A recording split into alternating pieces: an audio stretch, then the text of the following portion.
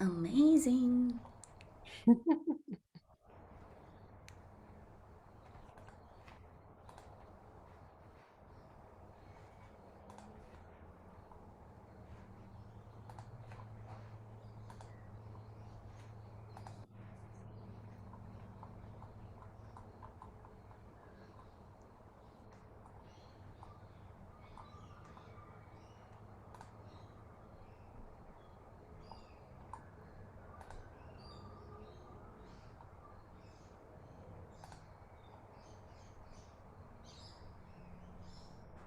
Awesome. Alrighty, we are live. Good morning. And we have Maria watching us already.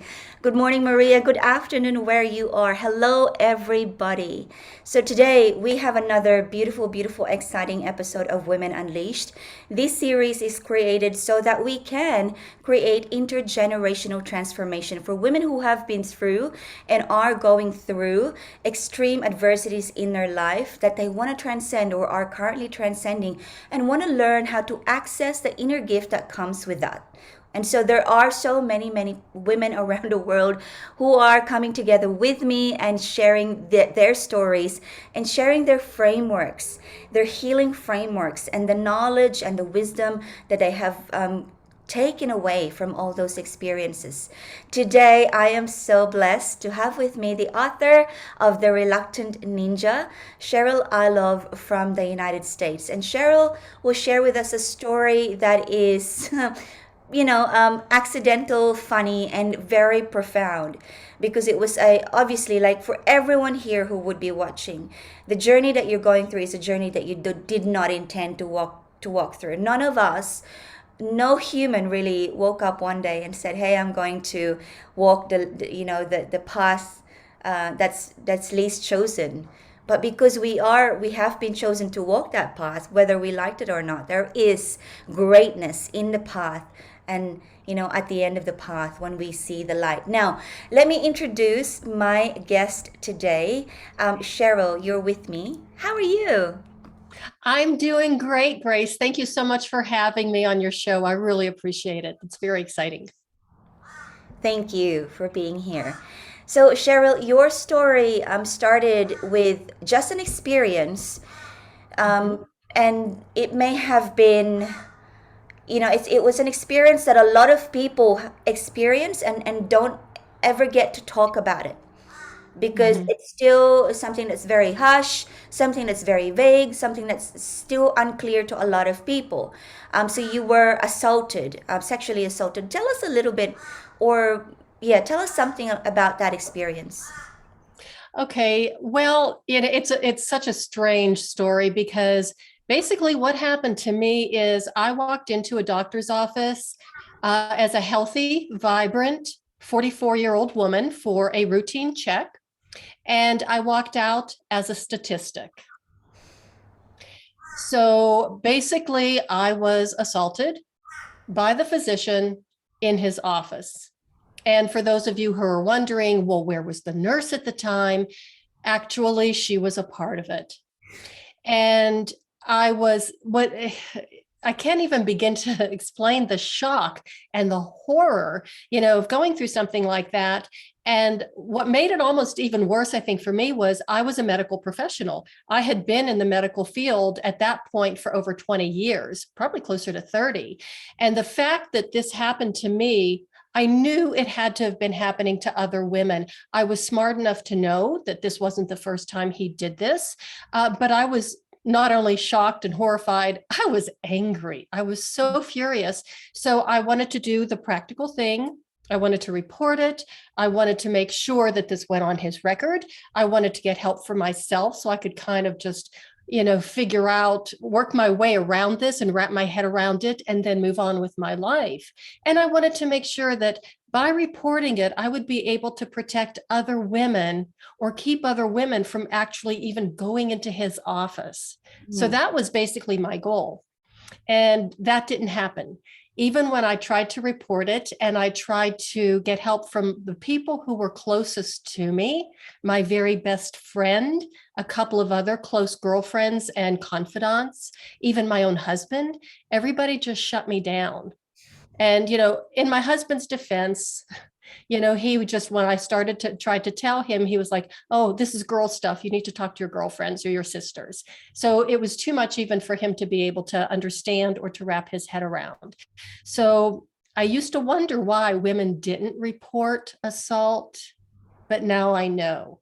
The way that I was treated when I did try and report it was just as traumatic, maybe even more so than the actual event itself. And that just threw me into the throes, the vortex of hell is what I call it, of post-traumatic stress disorder. Wow. So, Mhm. thank you so much for sharing that because there's so many dynamics in what you've shared. You were a medical professional yourself. You've been in the field. What goes behind the scene and what's not right and what's right, and yet you became a victim of it. But although you picked it up early, like right there and then, it's happened to you, and the anger, which is now we're talking about what's inside of you, the anger Mhm. came through, but the practical side of you wanted to deal with it. However, when you approached it, like we've talked about before, and this happens all the time, people don't know how to talk about it because it's very Mhm. confronting. The details are confronting. So, um, PTSD is a completely, completely big conversation on its own. But before I address that question, I just wanted to ask a little bit about, you said something about, now I know why a lot of women really don't talk about their experience. Mhm. What are the two or three common thoughts that go through their head that stop them from talking about it? I think the number one is the embarrassment and the shame, the feeling of, you know, I did something wrong, or I could have stopped it, or it was my fault somehow. So I think that that's probably a universal experience for women. And I have talked to a lot of women who've had, experiences such as this, and that's one of the things that you feel just such shame and you just don't want to admit it. And the other thing is, even when the first person, it just takes that one person to say that could not have happened. Just that kind of marginalization. And it's not even just marginalizing your experience, it's dismissing it completely. And that kind of a betrayal, especially from someone who is supposed to be, a confidant, a dear friend, a support system for you, it's just like being traumatized all over again. So those two things I think are paramount. And then, of course, the third thing is, once those you've already experienced those first two, the emotional trauma and then the betrayal. The third thing is, what's the point? Mm. What is the point? It would be better for me just to paste a big fake smile on my face, which is what I did, and pretend that everything was just fine. And it wasn't. And this is when post traumatic stress disorder kicked in, right? Because of this It internalizing and fake smile, um, game face. So tell me, what is PTSD, for those who have not heard the term before? Post-traumatic stress disorder, and a lot of times when people hear about PTSD, they think of like soldiers who've gone to war, experience that, police officers, a lot of first responders, because they see terrible things, but or somebody who had a car accident. But it can even happen to an individual who's on the sidelines, who actually witnessed a severe car accident. It didn't happen to you per se, but your mind is still processing this and seeing the horror of, in just a split second, your life can change completely. And it's really very disrupting to our sense of safety and security, and how the world really is what we think supposed to work and how it's supposed to be. Exactly. And there are so many levels of PTSD as well. There are, I myself have been through complex PTSD, is what I call it, Oh. through years and years of neglect and abandonment. But sometimes you don't even know you're going through this. And this is where I go back to to the anger that you were talking about. Hmm. Because often for highly successful women, and you were Hmm. at the you are, but you were at the time, the Hmm. process that we usually handle things like this is through anger. It's a release. Hmm. It's unprocessed kind of release. So tell me, Cheryl, the journey of um, before you found, I think it's Ninpo Taijutsu, if I'm saying that correctly. Before you found this, and before you found a person that took you through the process, um, how did you stumble into to the door opening to your healing? What happened? Stumble is probably the right way of putting it, because it was an accidental thing. Um, you know, right after that happened, it was probably about three or 4 months after the incident. And, I was, of course, experiencing a lot of physical pain along with the emotional pain. And I was working with a client one time, and she said, I wasn't getting any massages. I wasn't going to let anybody touch me. And she told me about this one gentleman that she was working with who was an acupuncturist, but he also did Shiatsu massage. And I says, well, tell me about this Shiatsu. What is it? And she says, it's based on Japanese and they just do pressure points and it feels so good. And I said, do you have to get undressed? Because that was important to me. And she says, oh, no, you leave your clothes on. And I'm like, boom, okay, so I'll try it. And I knew this woman was very, very selective herself. So she wouldn't recommend somebody who was weird. So I did go to this guy. He was an acupuncturist, shiatsu practitioner, and he did some shiatsu. And he said, I could, if I did some acupuncture with you, I could help you a little bit more. Just he had no idea what had happened to me a few months earlier. So I said, fine, because I love acupuncture. And then the very first time he put needles in my legs, I'm a dancer, ballet dancer.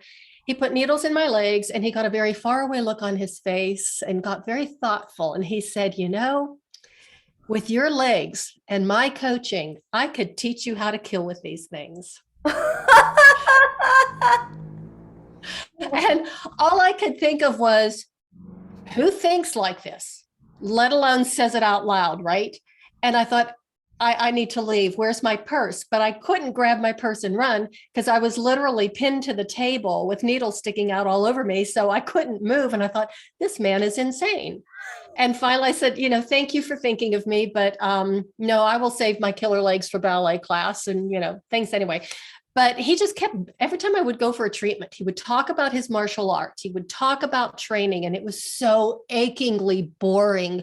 I just wanted him to put the needles in, leave the room, close the door, leave me alone, let me relax. But he just kept going on and on.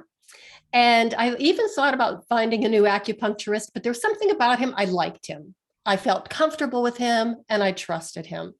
So it was about a year later that I was triggered again, and all of the, everything just came, spewing out of me. And I really fell apart. I don't know what a nervous breakdown really is, but I really fell apart. I could barely function. And I intuitively knew to go back to him because I hadn't seen this guy for a while. I went back to him and I told him the story. And when he found out, I mean, he was, he started treating me for the symptoms I was experiencing with the PTSD, but his campaign to get me on the mat and start training with him he went into full gear. He really wanted to get me on the mat. He says, this can help you heal. This can help you get your power back. This can help you do this and that. And I'm like, I don't understand how hanging out with a bunch of sweating men in a smelly dojo is going to help me feel better. So I kept saying no. And finally, it took him, he had his martial arts school was right next to his clinic. So after 3 years, I finally, and he never gave up. He was like a dog with the bone. You've got to try it. You've got to try it. So finally, after a total of 3 years, I said, okay, I will sign up for a few classes, even though I know I'm going to hate it. And I just want to prove to you how much I hate it and that I'm going to quit. Okay, wow. That is, that in itself was part of, because you said, it was so boring. I just wanted him to leave me alone after he put the needles in. But you liked him and you trusted him. So Hmm. even that is a phase of healing itself. Like to be able to percolate a level of like and trust so that when you had the trigger 12 months Hmm. after the first incident, you knew to go back to him. Hmm. I mean, that awakening couldn't have come that quickly because the like and the trust for people, again, highly successful women with a lot of intellectual ego. And we say this from the bottom of our heart. We accept ourselves for who we were and are still. It's part of what protects us, right? Cheryl, like we develop this intellectual ego, but sometimes, it gets in the way of our spiritual healing and what's really inside of Hmm. us. And so that phase of observing, who do you like, who do you trust, who does your soul gets navigated to, what places, what people, just getting to know what's inside of you. And I teach this in a lot of my modalities, is that getting to listen, not to the voice, not to the brain, but to something different. And I'm not going to name that for you, because that could be your soul, Hmm. that could be your body, that could be your spirit, call it what you like, but it's not the voice, it's not the intellectual ego. That is so beautifully said. I mean, that really speaks to me and the way you said it, because yeah, you really need to find that place that a lot of times as highly motivated, successful women, we have a tendency to push aside because we have so many things we want to do that doesn't come out. We just push it down and don't listen. Yes, yes. So many of us. That's why it's time to create the intergenerational transformation by really starting with our stories. And that's the only way we really connect. And so, Cheryl, this is interesting. Tell me about the first day of going on the mat. And did you go Oh, straight into Ninpo Taijutsu? well, well, it was so crazy because there were so many things that were going through my head at the time. As I said, it took his name is Mark, my teacher, and it took him 3 years to get me on the mat. But and when it came down to the time I said, okay, I'll try a few classes, I actually started to get excited because he was so excited and he was so enthusiastic, so thrilled that I was going to be trying this, even though I knew better than anybody that I was going to hate it. But he was so enthusiastic. He was so excited that his enthusiasm was almost contagious. So I couldn't even sleep the night before my first class. And I, of course, went to ballet class in the morning, right before the noon class at the dojo. And when I pulled up in front of the dojo and I got out of my car, I thought, I don't want to go in there. I don't want to make that right hand turn into the school. I wanted to make the left hand turn into his clinic and hide underneath his treatment table. So I had to have a little bit of a talk with myself. It's just buck up, go through that door, and just do it.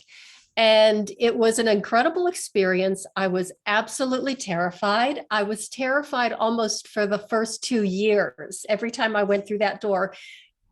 But yet, deep inside, I knew nothing terrible was going to happen to me for several reasons. Number one, Mark wouldn't let anything bad happen to me. He was watching over me.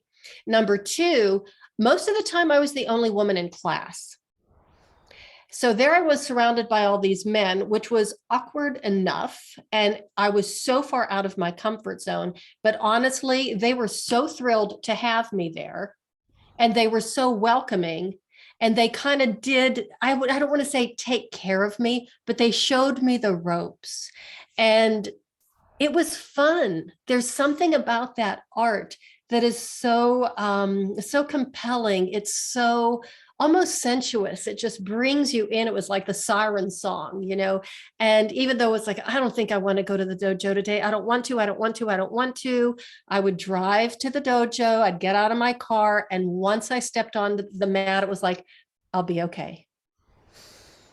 Wow. Tell us about the philosophy behind Ninpo Taijutsu, the art of the ninja. Oh, well, let me start with the spirit of the warrior. because when people think of martial arts or they hear the word warrior or a warrior spirit, they think of conflict, warfare, fighting, aggression, and that is absolutely not what we are about. A warrior has a compassionate heart.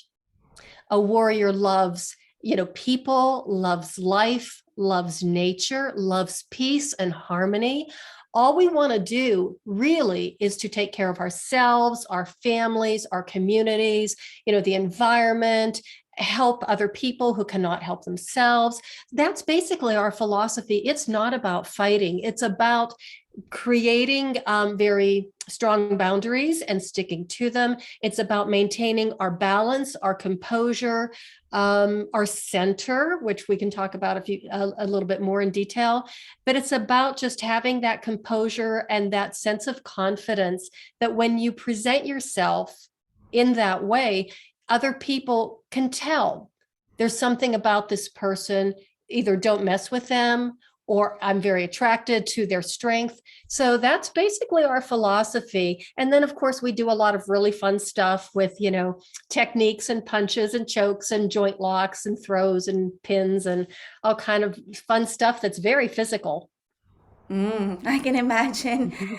Talk about the center, which in many people talk about the center in from through different healing modalities, and it's a very when you yourself speak of it, I can feel. You describe it as it's not anything else but a presence. You walk into a room and people sense that about you. So tell me about the center and how did it really bring you back to full circle and have that healing within and transcend that PTSD and the trauma? That's a really good question, both of them, as far as finding your center, because, as a dancer, we know where our center is, and you move from your center, and that's kind of like the area of the hara or the dantian, right? That is your center. I also am a Pilates instructor, so that is our center there. But when it comes to the martial art, or at least the one that I do, yeah, that is your center. You're moving from there, but there's a lot more to your center. I like to think of it almost as like the center of my spine, exactly where my heart is, my heart center, as well as the dantian, and that it's a place deep inside of us that has all the answers. It's the one that our head keeps saying doesn't exist. And even as I see you put your hand over your heart, that's another part of we talk a lot about our heart, and the ninja never places her sword or before her heart. So we always go back to the heart and our heart center. And that's another thing we always go to. There's a certain working posture that we go into in our art. It's called Katate Ichimonji no Kamae, which we stand back. You see, it's kind of like this warrior pose. It's very, but actually it's more soft. And one hand is protecting your heart, and the other hand is pointing to the heart of your opponent, the person that you're working with. And it hit me one day, just like I had this incredible epiphany, because as I was going through the training and starting to test through the ranks and climb up through the ranks, which was a big shock to everybody, including myself, I never wanted a black belt. I never wanted a yellow belt. I didn't even want a white belt, but it came with the uniform. But one time, just thinking about how much more open I was and was becoming with relationships and understanding of which people belonged in my life and which ones did not. And I realized, oh my gosh, this is brilliant.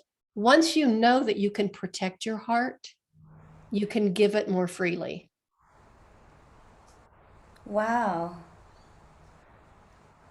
that is so profound that I'm just surrendering my faculties now, which cannot even fathom the profoundness of what you said, because we talk a lot about opening your heart so you can manifest. That's in the world, in spirituality world, but protect your heart so you can give more. um, and really talk about relationships, which is the biggest measure of the heart for me personally, because the relationship that you have with yourself is Hmm. the one that you first develop so that it can develop with others. And I think, like you said, you had this epiphany where this is me, this is my heart, this is my center. And the more I understand of my strength, and you were the first and only black belt in Mark's class in 10 or 15 years of his teaching time. Was that right? I was his first female black belt. Wow. So in 20 years of teaching, so he had his, yeah, in 20 years of teaching. So he had his dojo for 10 years when I met him. And then, when I started training with him, and I think the guys even had kind of like a pool going to see how soon is she going to quit, because it was obviously I did not belong there. I was a fish out of water. I was so uncomfortable and so far out of my comfort zone. And I mean, I would go to ballet class all the time and Pilates, definitely female, dominated environments. And then now here I am with all of these men, and I had been married at that point 17 years. Didn't have any male friends since college, and I didn't even know how to talk to them and how to communicate with them. And they sure didn't know how to communicate with me, because any other women that they would have that would come in the dojo weren't quite as fussy as I was. I would have to excuse myself and step off the mat so I could fix my lipstick, or, it's like, well, hang on, let me fix my ponytail. It's like, how do we talk to this person? But eventually we got used to each other. It took a few months.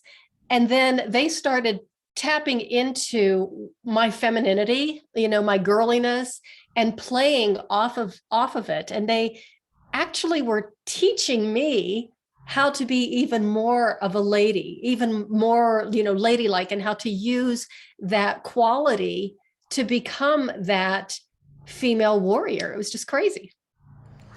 Wow. And I had this thought when you were talking about the black belt and you were talking about the heart.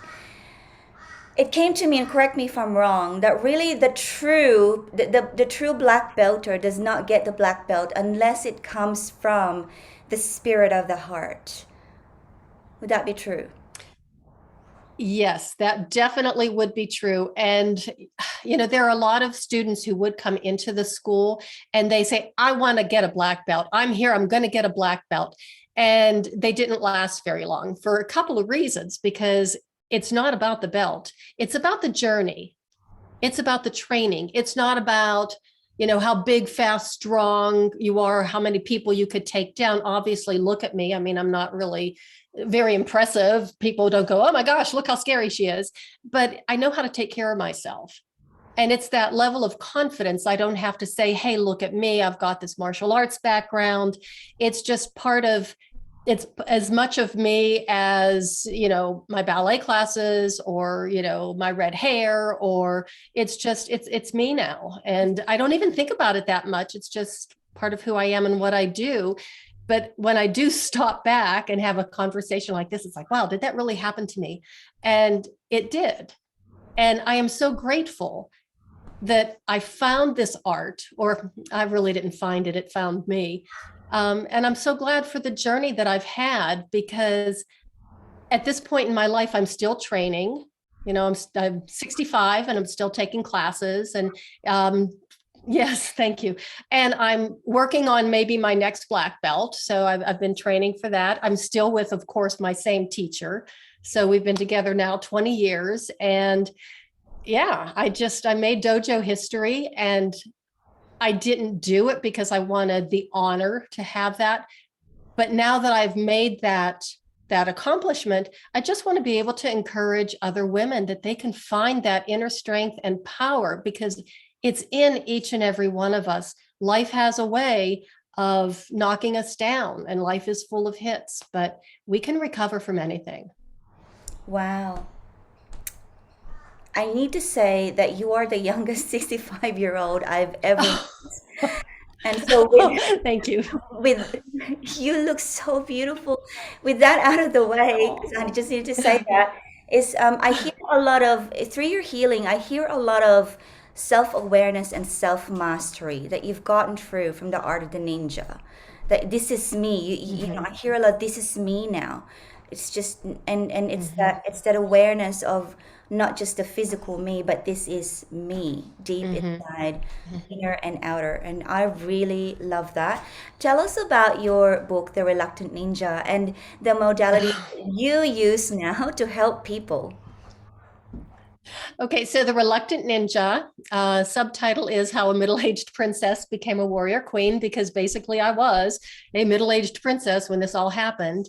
And so it is my story, it's my memoir. And it's not a downer. I mean, yeah, the way I got into the martial art it's an unfortunate story, but I do have an awful lot of humor and entertainment in the book as I go through the ranks, because when I think now, I was just such a bumbling idiot at the beginning as a white belt and even a yellow belt and even, a green belt was when I started to finally get serious about what I was doing.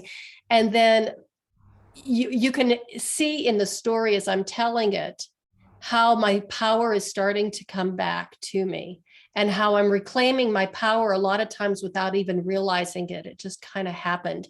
And then, of course, as you're going through this journey and climbing up the ranks, of course, think about it. That was 10 years for me to get the black belt. There were times when I was, cut down again, and I would have like a trigger in the dojo, and it would just knock me back down into that little vortex of hell called PTSD. And I was able to recognize it, do something about it, recover, and carry on. So there's a lot of those, instances in the book that it's like it's the process of healing is not a smooth, nice, straight trajectory. It's full of bumps, it's full of bruises, but each time it's kind of encouraging because when I would get triggered again, I wouldn't fall so hard and I was able to recover a lot more quickly. And then I started teaching self-defense classes for women and girls, but mostly women who've had histories and, trauma. And because it wasn't in a male dominated environment, it was just us, and we could talk about things as we were going through different movement patterns.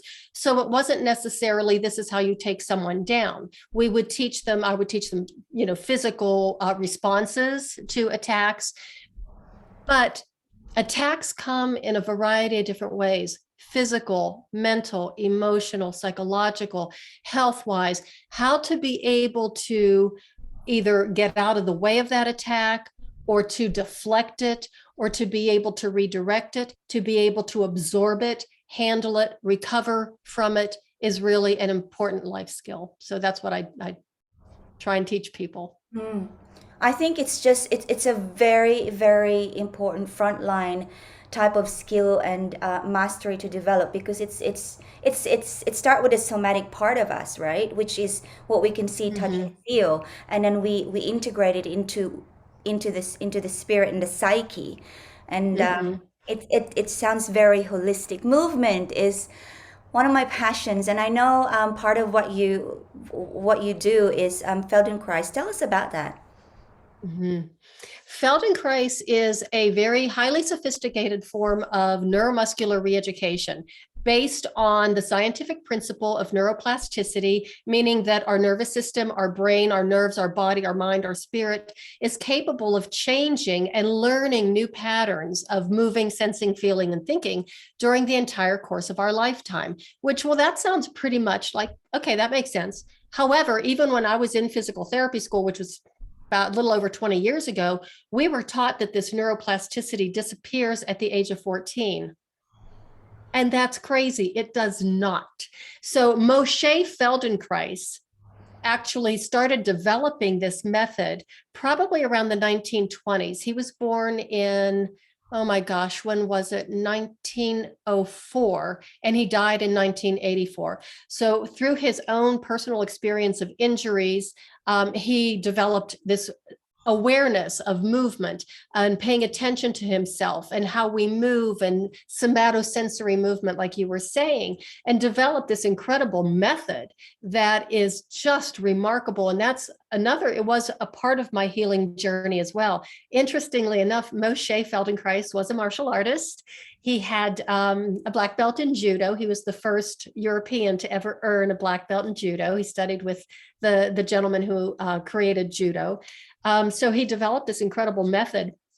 I became a practitioner. It's a 4-year training program. So I use a lot of Feldenkrais in every single thing that I do, not only for myself in my personal life, but in martial arts and in the clients that I've worked with over the years. So yeah, it's a very, very important part of everything that I do. Yes. Wow. Thank you, Cheryl. Look, what I wanted to ask you now is that there are so many women out there who are dealing with anger and aggression to themselves and aggression to other people.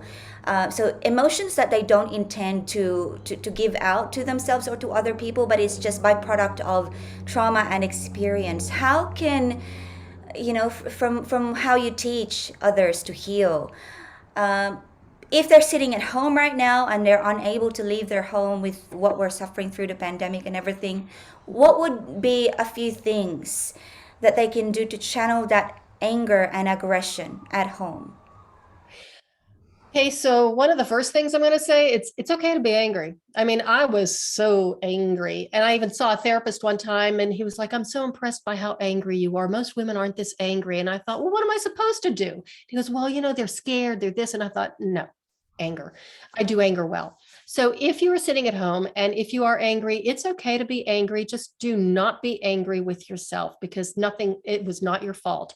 If you're feeling that anger, if you can go to a place where you can actually yell and let it out, we have something that we call a ki in martial arts. It's the spirit yell. And we use that spirit yell, when you're working with other partners with a strike or a deflection. But if you can find that just from your diaphragm, just let it out, you have no idea how good you feel when you can actually express yourself in that way. As far as a few other tips I would practice is, just stand up tall and look at yourself in the mirror. Look at your eyes. Look at other people's eyes. Try and find that sense of connection. And even looking at someone directly, it's not a mean look or an aggressive look. It's just a clear, I see you, and you see that I am paying attention to you. And that's another thing is even if you're stuck at home, if you can go outside, practice awareness. What are you hearing? Do you hear the sound of birds? Do you hear traffic? Do you hear dogs barking in the distance? The leaves in the trees? Is it close? Is it far? Practicing your awareness in that way is actually going to help you be more safe in your environment, in any environment that you're in. Let me see, what else can I share with you? There's so many other things, but that's just something to get started with. Oh, it's the awareness part. The third point is I remember when I was first being taught this from a completely different healing modality. This is years and years ago now. And I was still a banker at the time.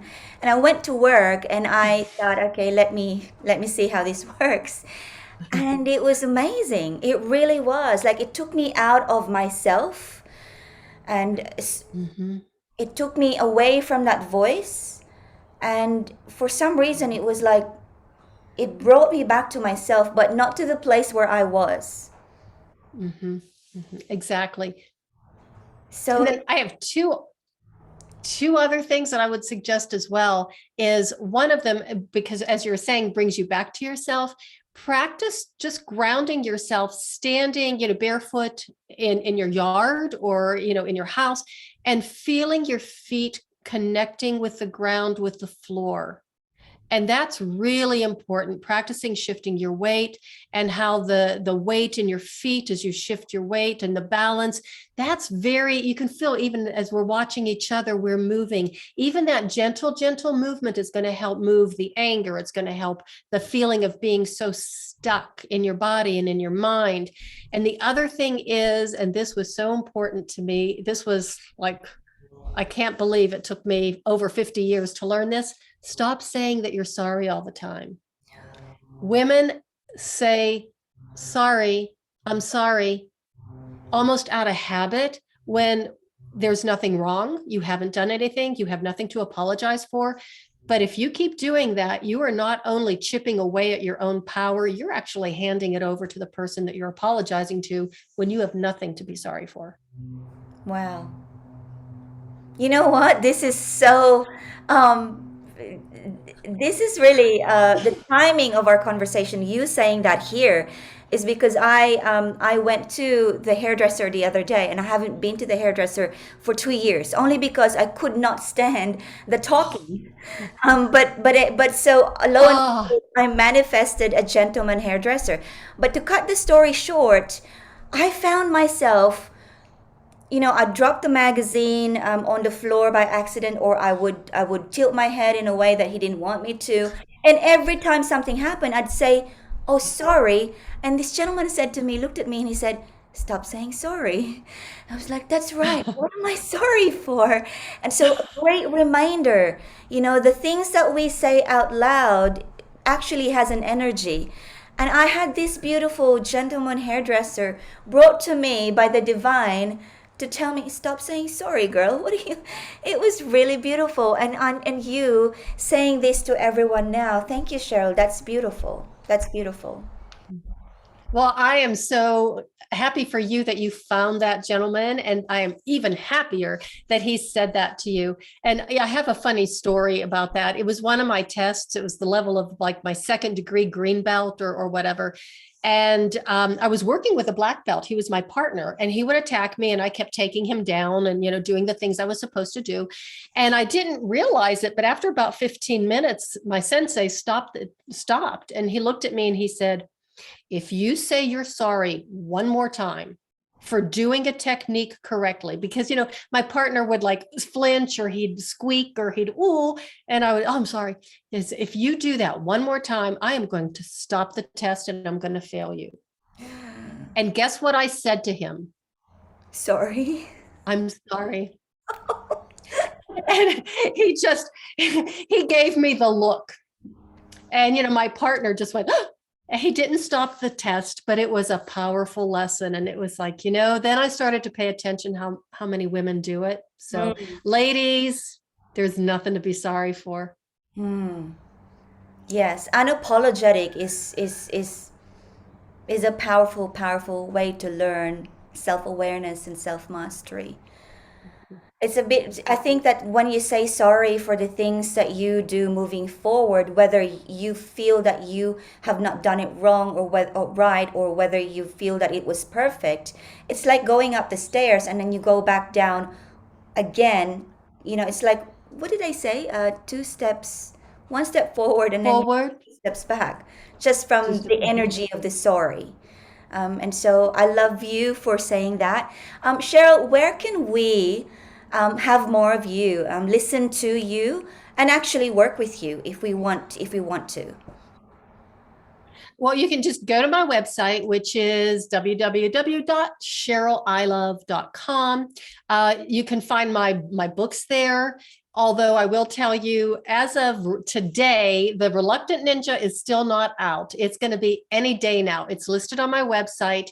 If you are interested in the book, you can sign up for my newsletter, and I will announce when the book goes live, but it will be available within just a couple of weeks, maybe even sooner. If you do sign up for my newsletter, you have access to 3 20-minute audio recordings that are actually based on Feldenkrais. So I call it meditation through movement. So if anybody has trouble meditating, but they like to move, you might be able to get some benefit from that. Please feel free to send me an email. You can fill out the contact form. You can connect with me on LinkedIn. I love LinkedIn. Yeah, so plenty of ways to do it. You can find me. Awesome. And we'll put Cheryl's website on the comments below. Thank you so much, everybody. Cheryl, it has been such a fun conversation with you. I loved it. And Thank you. I want to ask you one last question. What would you like to leave for the women who wants to really heal on a level that is a lot more somatic for them, that they can really get involved with their bodies? Where do they get started? How do they not get fearful and scared? Well, I probably wouldn't suggest right away doing what I did because that was a little intimidating. But look around. There are a lot of different ways that you can heal, a lot of movement modalities that are out there that we didn't even know about 20 years ago. So just look into not what works for one person doesn't work for everybody. I would look into, there's yoga, Tai Chi. There's something called Kayut yoga, Feldenkrais. Look into martial arts if it suits you. I am telling you, it is really good for anger issues. Being able to hit somebody and get away with it, yeah, it's good. But just keep an open mind and keep looking. If you try something and it doesn't work for you, that's fine. That's part of the journey. That's part of the learning experience. You check it off your list and you say, that didn't work. Let's find something else. And you just keep on looking. If you need any advice, you need any tips, feel free to shoot me an email, contact me, and I'll be happy to hold your hand through the journey and just make sure that you don't give up. There's something you can heal. You can find that inner strength, that spirit of a warrior, because it's in all of us. Thank you for your generous heart, Cheryl. I loved having this conversation. And thank you, everybody, for being with us once again. We hope that we have served you and given you some tips on how to create that transformation within you and also intergenerationally. We love you. I love you. And I will see you again soon. Bye, everyone.